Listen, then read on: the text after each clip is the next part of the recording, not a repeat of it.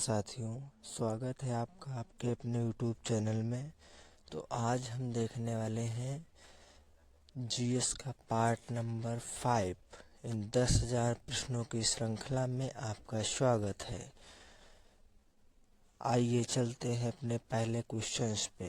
Question पहला हमारा क्या है? वैदिक राजाओं द्वारा अपनी प्रजा से वसूले जाने वाले कर का क्या नाम था? दोस्तों, बलि।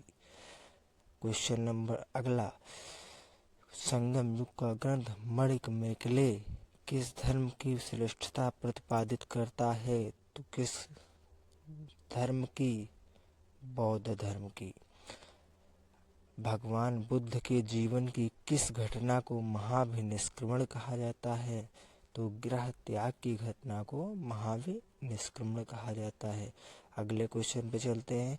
किस स्रोत के अनुसार अशोक ने अपनी वृद्धावस्था में राज सिंहासन का अपने पौत्र संपत्ति के पक्ष में परित्याग किया था? दिव्य वरदान से। चालीसा का जड़ मूल किसने विनाश किया? मतलब चालीसा दल को किसने नष्ट किया था? तो बलवान ने। अगले क्वेश्चन पे चलते हैं। हैदराबाद नगर का संस्थापक कौन था? तो मोहम्मद अली कुतुब शाह। अगले क्वेश्चन पे चलते हैं। चांद बीबी का विवाह किस राज्य के किस सुल्तान के साथ हुआ था? तो बीहापुर के अली आदिल शाह के साथ। अगले क्वेश्चन चलते हैं। सुप्रसिद्ध किस तबकात ए बाबरी की रचना किसने की थी? ख्वाजा निजामुद्दीन अहमद। एक मिनट दोस्तों, नेक्स्ट क्वेश्चन पे चलते हैं। अगला क्वेश्चन क्या है हमारा? ईस्ट इंडिया कंपनी को बंगाल और बिहार की दीवानी किस मुगल सम्राट ने प्रदान की थी? तो किसने? शाह आलम द्वितीय ने प्रदान की थी। अगले क्वेश्चन पे चलते हैं।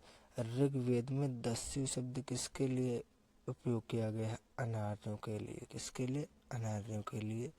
अगले क्वेश्चन पे चलते हैं। संगम युगीन साहित्य किस शैली में लिखा गया है? तो काव्य शैली में। किस शैली में? काव्य शैली में। अगले क्वेश्चन पे चलते हैं। एक मिनट दोस्तों, अगले क्वेश्चन चलते हैं। संगम युगीन साहित्य किस शैली में लिखा गया है? तो काव्य शैली में। अगले क्वेश्चन पे चलते हैं। गौतम बुद्ध के जन्म के समय पाटलिपुत्र का सम्राट कौन था? तो कौन था? बिंबिसार। अगले क्वेश्चन पे चलते हैं। चंदावर का युद्ध किस किसके बीच में था? मोहम्मद गौरी तथा जयचंद के बीच में। किसके बीच में? मोहम्मद गौरी तथा जयचंद के बीच में चंदावर का प्रथम युद्ध हुआ था। अगले क्वेश्चन चलते हैं। परमार वंश की राजधानी कहाँ थी? तो कहाँ थी? धारा नगरी। कहाँ थी?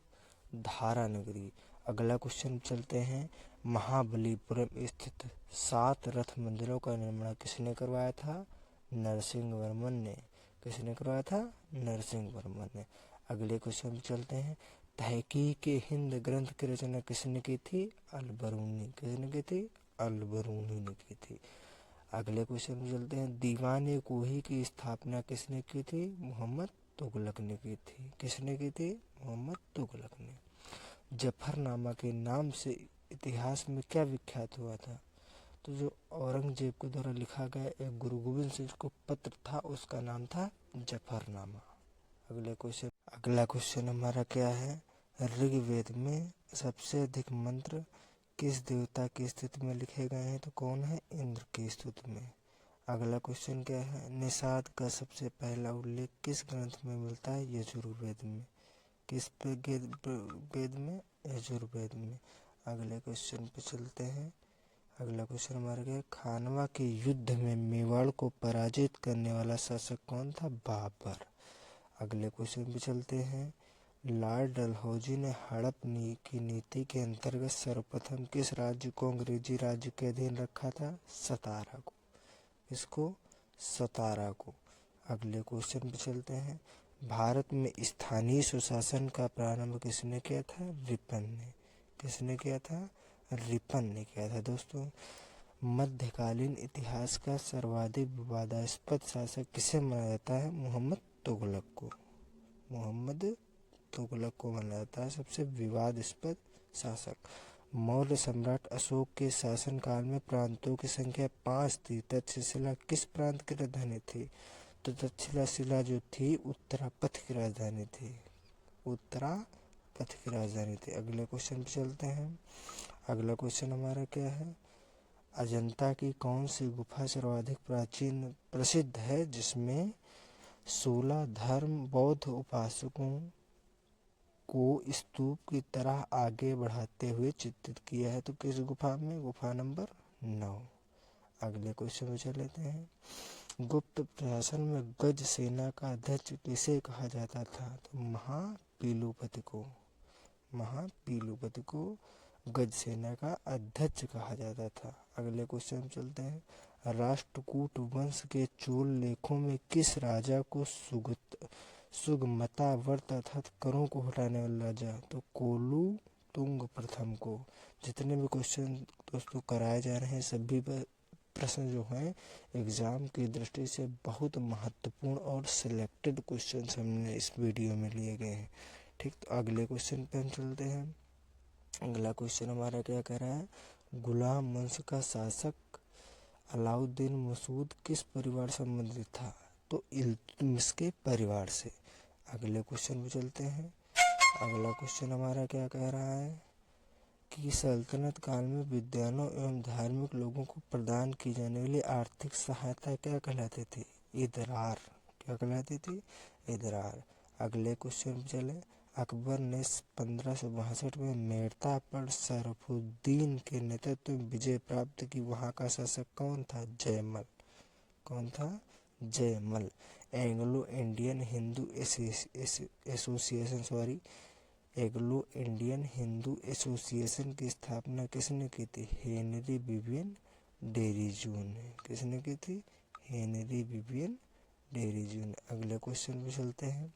महात्मा बुद्ध की मृत्यु के बाद उनके शरीर के अवशेषों पर कितने स्तूपों का निर्माण किया गया था? 8 स्तूपों का। अगले क्वेश्चन पे चलते हैं। गुप्तोत्तर काल में राजा द्वारा प्रदत्त भूमि अनुदानों के आज्ञा पत्र क्या कहलाते थे? शासन पत्र कहलाते थे। अगले क्वेश्चन पे चलते हैं।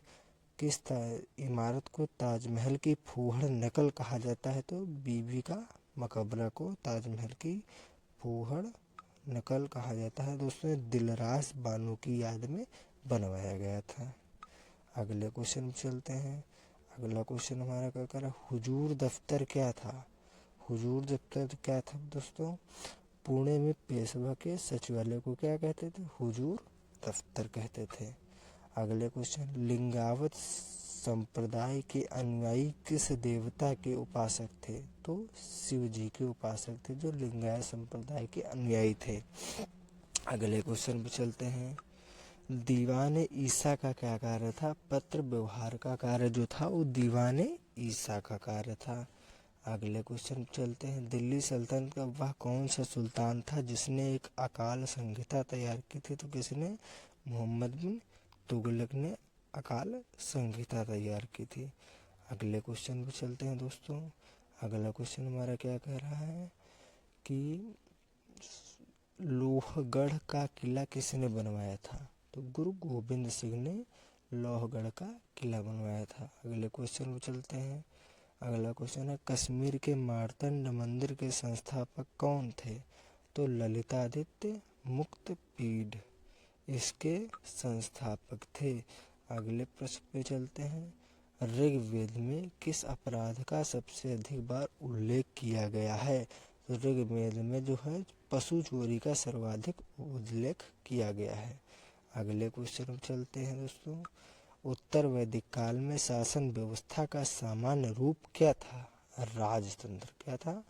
राजतंत्र था। अगले क्वेश्चन पे चलते हैं। मौर्य वंश का कौन सा शासक वृद्धावस्था में जैन संत भद्रबाहु के साथ दक्षिण चला गया था? तो चंद्रगुप्त मौर्य जो था वृद्धावस्था में संत जो जैन धर्म के संत भद्रबाहु उनके साथ दक्षिण की तरफ चला गया था। अगले क्वेश्चन चलते हैं। गुप्तोत्तर कालीन भूमि व्यवस्था के विरोध अथवा विद्रोह स्वरूप किस धार्मिक संप्रदाय का उदय हुआ था? लिंगायतन। अगले क्वेश्चन पे चलते हैं। मनु ने याज्ञवल्क्य स्मृतियों में स्त्रियों को किसके समतुल्य बताया है? शूद्रों के समतुल्य। दोस्तों आज के लिए इतना ही। अगर आपको वीडियो पसंद आई हो तो वीडियो को लाइक और चैनल को सब्सक्राइब जरूर करें। अगर आपको इसकी PDF चाहिए तो आप कमेंट में बताइए, हम इसकी PDF आपको प्रोवाइड करा देंगे। जय हिंद दोस्तों।